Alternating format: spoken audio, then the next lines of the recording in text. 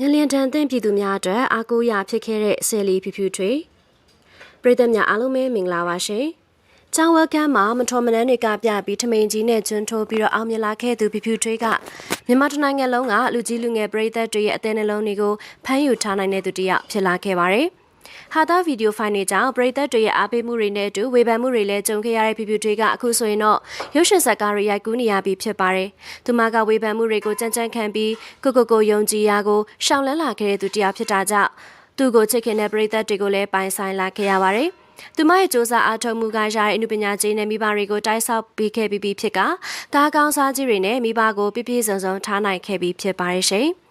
အစာပိုင်းမှာဝေဖန်ခံရတဲ့ဖြူဖြူတွေကနောက်ပိုင်းမှာတော့သူမရဲ့ဖြူစင်လာတဲ့စိတ်ထားလေးတွေကြောင့်ပြည်သူပြည်သက်တွေရဲ့ချစ်ခင်လေးစားမှုကိုရရှိလာခဲ့ပါတယ်။သူမရတဲ့အမှုပညာကြီးလေးတွေကိုလည်းမကြာခဏဆိုသလိုလိုအပ်သူတွေကိုခွဲဝေပြီးတနိုင်သလောက်လူရန်လေးရှိရာပြည်သက်တွေရဲ့ချစ်ချင်းမြတ်တာကိုအပြည့်အဝရရှိထားတဲ့သူလေးပါ။သူမရဲ့လှူရှာမှုပုံရိပ်လေးတွေကိုလည်းအမြဲတမ်းလူမှုကွန်ရက်ပေါ်ကနေဖော်ပြလေးရှိတာကိုတွေ့ရပါတယ်ရှင်။တဘာဝဘေးရနေရတဲ့ကြုံတိုင်းမှာနိုင်တဲ့အင်အားနဲ့အမြဲတမ်းကူညီလူရန်မှုတွေလှုံ့ဆော်ပေးနေတဲ့တရုတ်ဆောင်ပြပြတွေကတော့9ချိန်မြောက်ငလျင်ဘေးတဲ့အလူဖြစ်တဲ့ကြက်သိန်း1000နဲ့အတူစားတောက်ဆရာတွေကိုကိုယ်တိုင်သွားလူရင်းနဲ့အားပေးစကားတွေကိုပြောဆိုခဲ့တာတွေ့ရပါတယ်။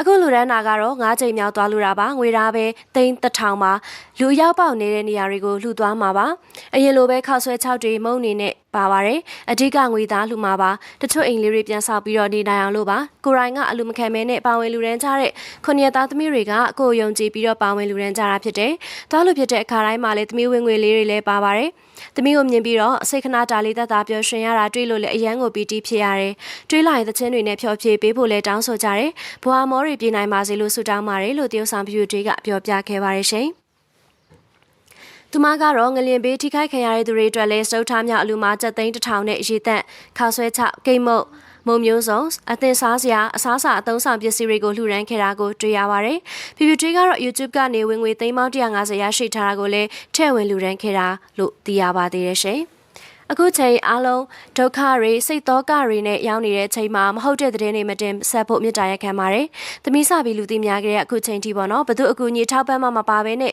ကိုချောက်ပေါ်ကိုရက်တီပြီးတော့စူးစမ်းလာခဲ့တာအဲ့ဒီအတွက်ဂုဏ်ယူပါတယ်။သမီးနောက်မှာလည်းမိသားစုရှိရဲ့ဝိုင်းဝန်းပေးကြတာကမိသားစုတွေပါပဲလို့သူမကအဆက်ပြောခဲ့ပါသေးတယ်။ဖြူတေးကတော့ငလျင်ပေးတဲ့သူတွေအတွက်အမှုပညာကြီးတဲ့ကသိန်း100ကိုမှတီလူရန်ခဲ့ရလေဖြစ်တယ်လို့ပထမချိန်မန္တလေးနဲ့ဒုတိယချိန်စကိုင်းတတိယချိန်ကျောက်ဆယ်မျိုးတို့ကိုတွားရောက်လူရန်ခဲ့ပြီးပြီလို့ကျွန်တော်တို့အနေနဲ့အသိရှိထားတာဖြစ်ပါတယ်ရှင်။